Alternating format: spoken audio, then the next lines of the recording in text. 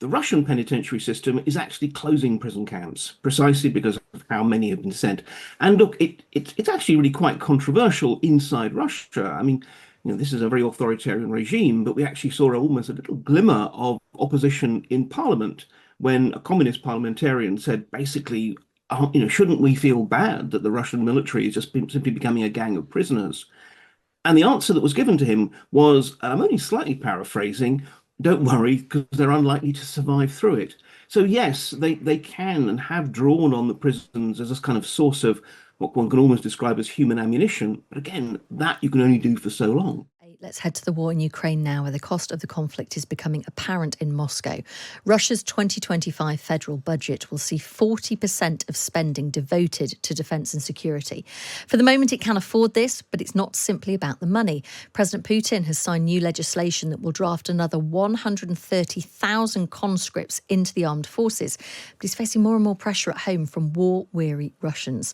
Russia's security expert Mark Galeotti writes in the Sunday Times today about those domestic pressures continuing for Putin, but also that he's finding some support amongst growing numbers of Ukraine skeptics in the European Parliament. Let's speak to Mark Galeotti now. Good morning. Hello there. So just outline for us, first of all, starting with the challenges for Russia over the coming year, the pressures at home, the budgets, the sheer number of managing to put more and more people out to fight. Yes, I mean, look, we've got to realize that 2024 was always going to be, in some ways, Russia's year on the battlefield.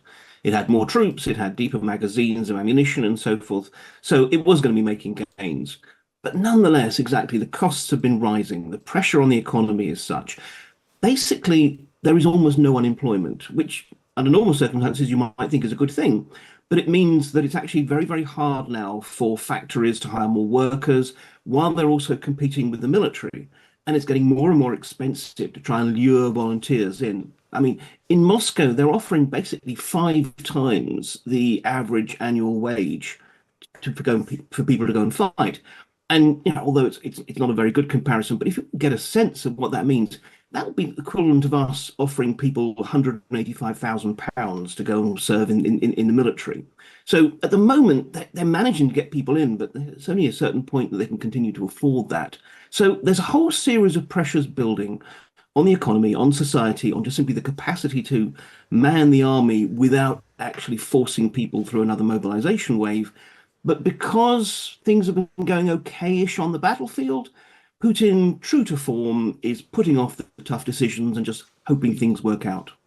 We know, don't we, that earlier on in the war, one of the big recruiting things was for Putin to say, if you're in prison, we'll release you if you go onto the front line. I mean, is he running out of prisoners?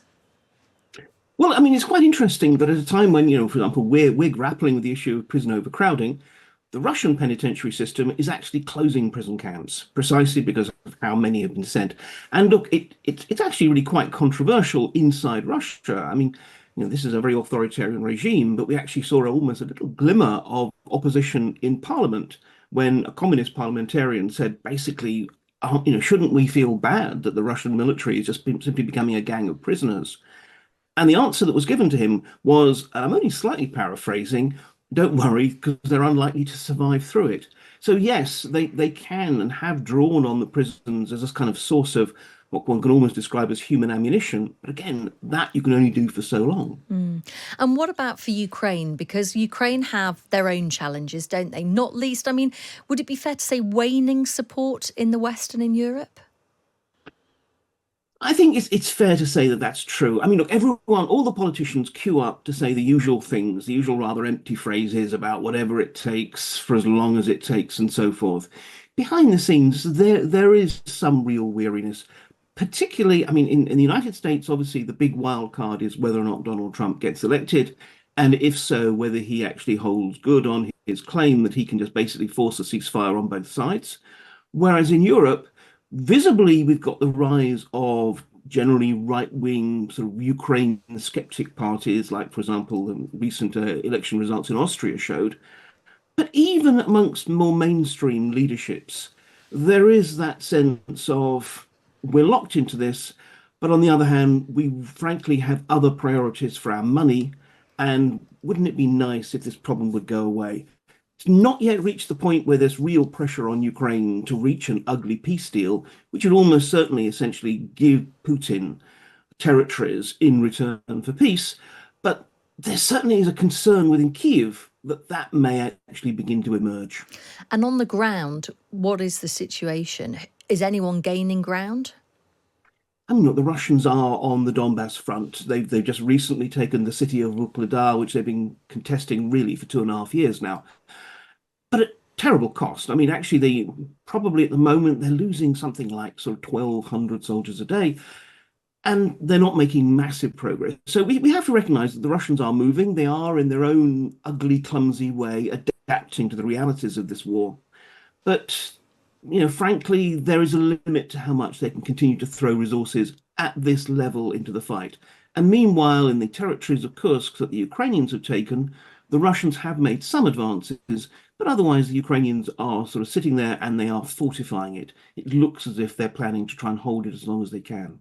I mean, you mentioned that 2024 was always going to be the year where Russia made gains because of the sheer number of troops it had and the weapons it had. Of course, the thing we know President Zelensky wants is to be able to use long-range missiles inside Russia, which so far, well, certainly publicly, we've been told that permission hasn't been given.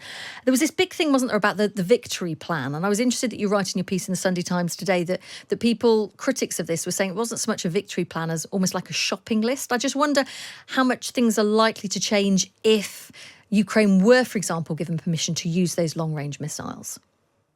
I mean, we have to be sort of careful not to build any particular weapon up into some kind of wonder weapon that's going to change the war. Unfortunately, some commentators have done that sort of at various earlier points, and then people get disappointed when it doesn't just sort of simply win the war.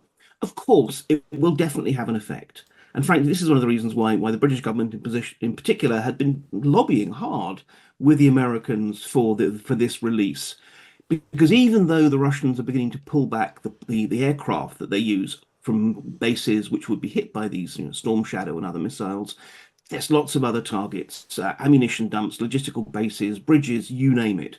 So yes, of course, this is all part of the increasingly empowering the Ukrainians to be able to fight this war.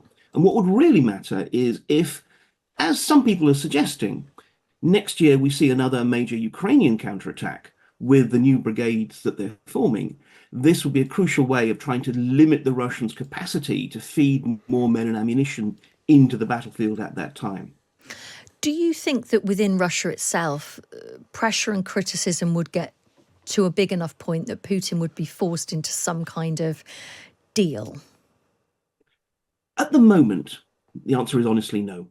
I think the economy will have to get that much worse. And I think, frankly, as I say, they've got at least a year in which they can still put off this whole guns versus butter dilemma. If the war continues to drag on beyond that point, then between mobilization and the demands of the war, things may well change. You've got to realize, look, this is a very nasty authoritarian regime in a particularly totalitarian phase.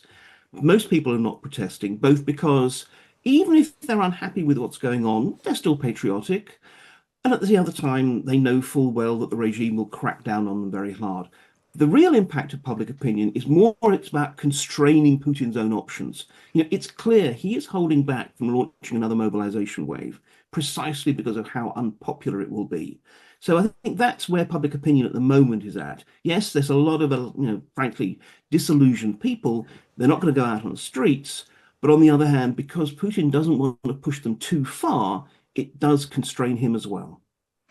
It's always good to speak to you and get your analysis. Thank you so much. That is Mark Galeotti. He's a Russia security expert. He's written in the Sunday Times today. It's his analysis. Putin's problems build in Ukraine, but he's finding help in Brussels. You can read more on that. If you have a subscription to the Times and the Sunday Times, you can go online now to thetimes.com.